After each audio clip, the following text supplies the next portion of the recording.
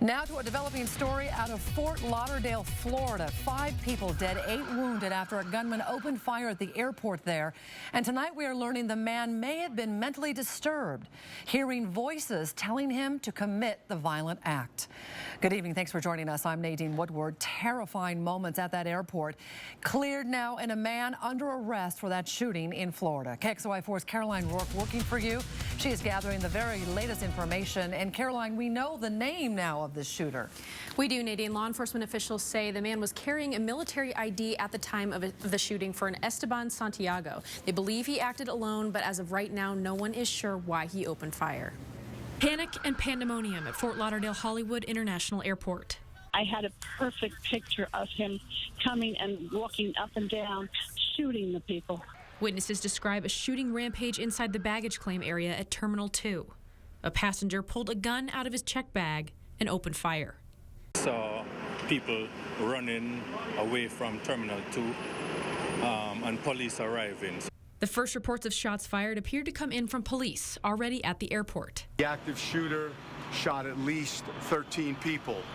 8 people, as I know right now, are in area hospitals being treated.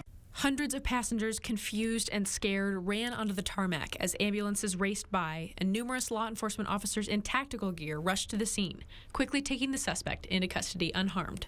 Once he was done with ammunition, he basically threw the gun on the ground, and he laid on the ground face down, spread eagle. So he was already down. He was waiting for the officer to approach him. Law enforcement officials say he flew from Alaska to Florida, stowing his weapon in a checked bag. Detectives were checking into the military ID to ensure it was legitimate, but ABC News reports it matches a man named Esteban Santiago from New Jersey. He served in the Alaska Army National Guard until being discharged. In November, he reportedly visited an Anchorage FBI office. The agents who interviewed him observed a potential mental health issue and recommended counseling.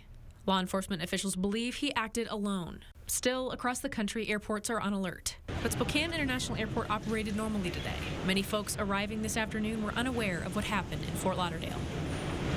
New reports indicate that Santiago told the FBI at that meeting in November that the U.S. government had controlled his mind and forced him to watch ISIS videos. Investigators have reached out to Santiago's family. His brother confirmed that he was receiving psychological treatment for those issues.